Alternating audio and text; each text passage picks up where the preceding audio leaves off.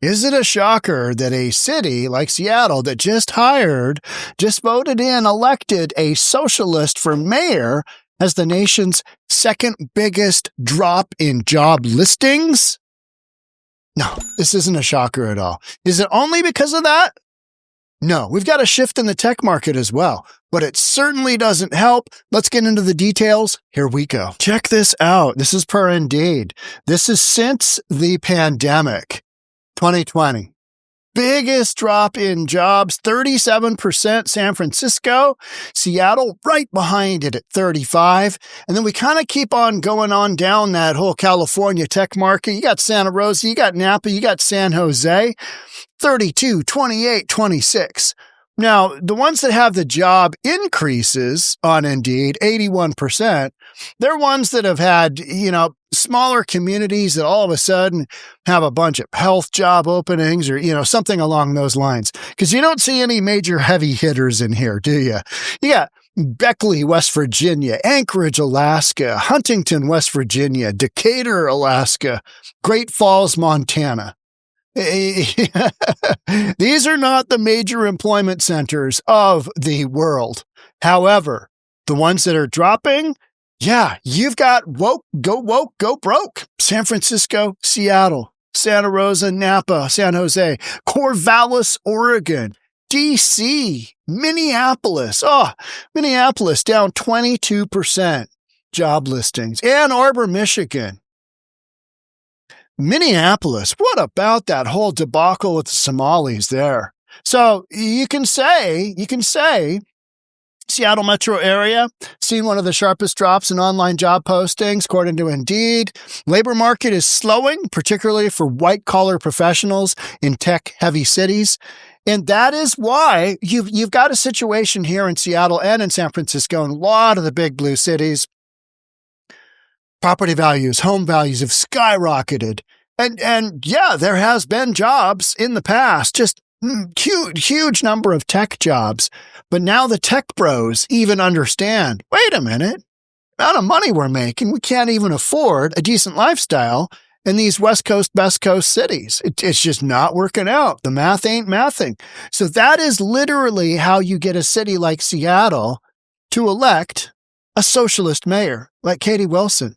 And then we've got a state representative, and we're going to touch on both of those. We've got a state representative who's throwing out a head tax, basically a payroll tax on all companies with employees over $125,000 annual earnings, wants to tax that 5%, the whole state, entire Washington state.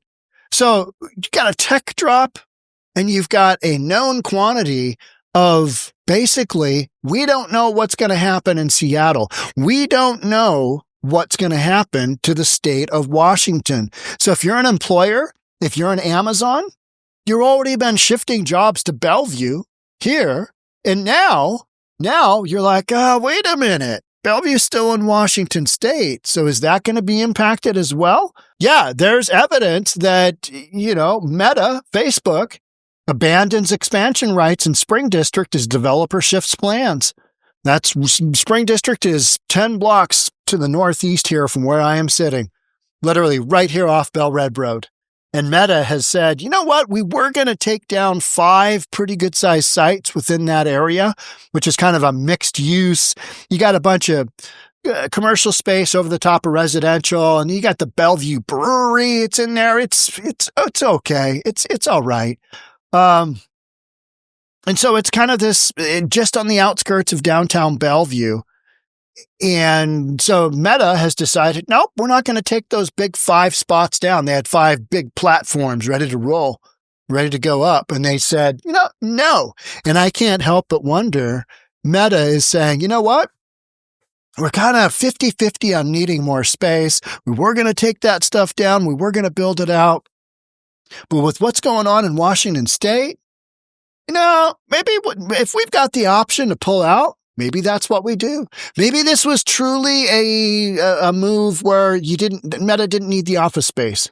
All right. Okay. All right. But you've got a significant case for companies still going hard here in Bellevue. all the stuff has shifted from Seattle to Bellevue. Filings show Amazon moving to resume Artis Tower build out. They had like 5 or 6 buildings that they were doing in downtown Bellevue, and they put them on hold because they're like, we're not really sure what direction this is going to go.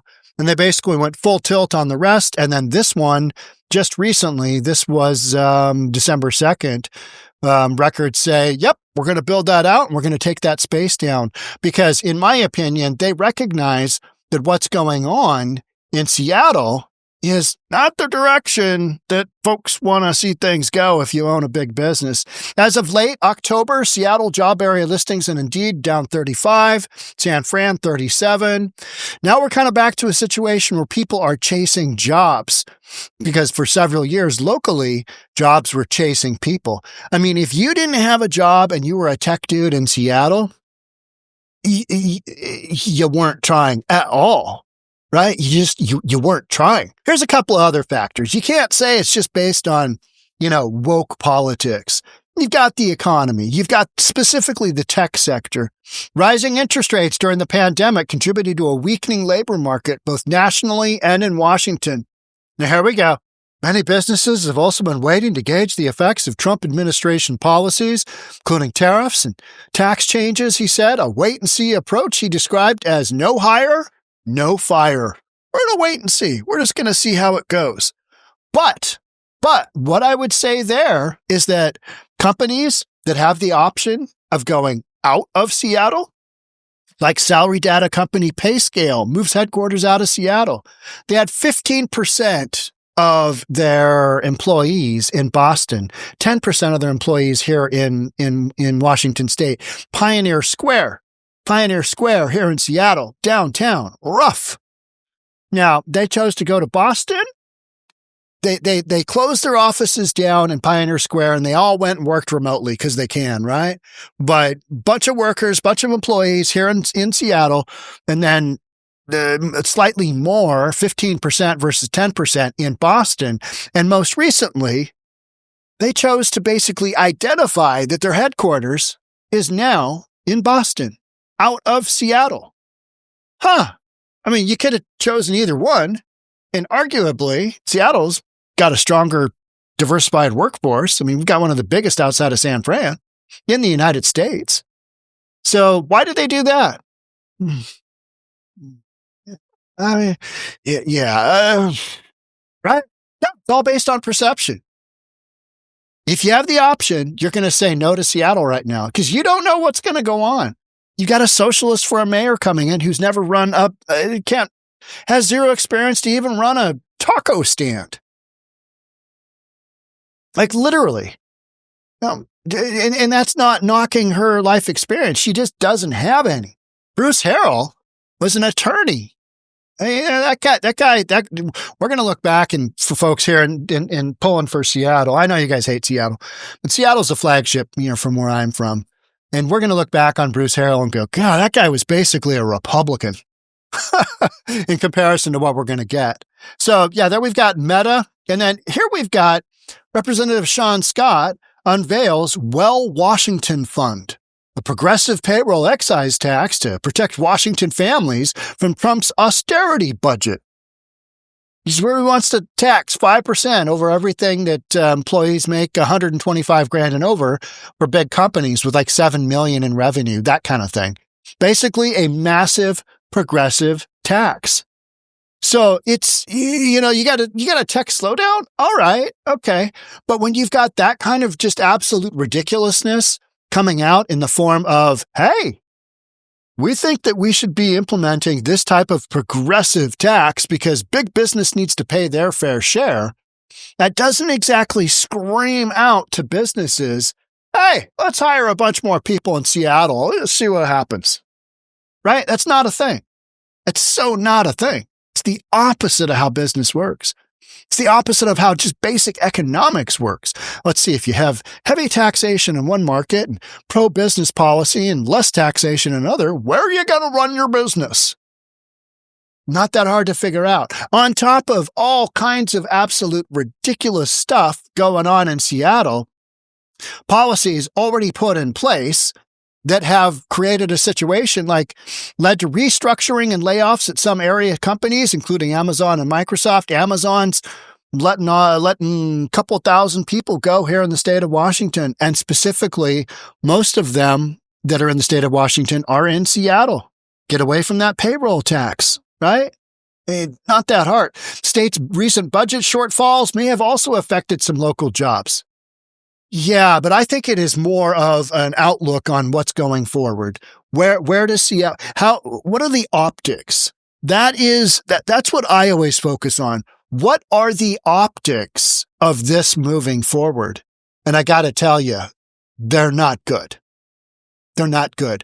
And that's where non-business people like socialists that get elected with zero experience to run one of North America's biggest cities with a multi-billion-dollar budget and 41 individual agencies, within government departments. It's like, okay, let's just see how this socialist experiment goes. Should be fine. Businesses don't operate that way. And that's why they're here in Bellevue, because it's a known quantity. But now even that is being impacted because you've got numbnuts here that's going down this whole, let's just see. And he honestly believes in his heart of hearts, just like Let's Go Brandon Johnson, mayor of Chicago, does, that, you know what? Big business makes billions of dollars. They can afford a few $100 million. They can afford a few $100 million. Let's Go Brandon Johnson, literally, what was it? Today is Wednesday. Yesterday was Tuesday. It was Tuesday morning. He literally almost cried when he was talking about his budget, how bad it was to be hungry. And all I can think of is, hey, we already spend hundreds of millions of dollars fighting child poverty. That's already in the budget. So what do you need to be charging these businesses even more for? Well, it's because of wild overspending, not living within a budget, kind of like the federal government, right? But then you've got Texas, $27 billion surplus. How's that work out? Some people might say, well, Sean, they've got higher taxes. Relative to the assessed value in Chicago right now, and I think it's the West Garfield neighborhood, maybe the East Garfield, North Lawndale. You want to talk about jumps in taxation in Chicago? That's west and south sides. They just absolutely got stuck with some incredible increases because the whole downtown core is failing like they are in all these cities, and there's less tax revenue, so they got to go with who's left, and that's the people.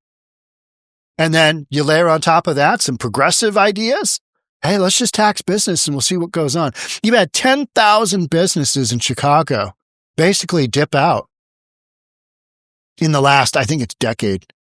I mean, it's crazy. Magic Mile has lost so many businesses because you got a bunch of street urchins running around shooting each other, playing grab ass with guns, right? Not conducive to business. And then you got Mayor Brandon Johnson saying, we just need the corporations to pay their fair share because I don't want to have somebody go hungry. I don't either, but you've already got it in your budget to feed all those kids. So, this extra massive head tax, just like in the state of Washington, if we lived within a budget, if we caught a whole bunch of stuff, specifically if Seattle cut a bunch of stuff, but these are all examples of sanctuary cities, sanctuary counties, sanctuary states, right? They have no problem spending hundreds and hundreds into the billions on the criminal illegals, which they can't afford because they have budget deficits.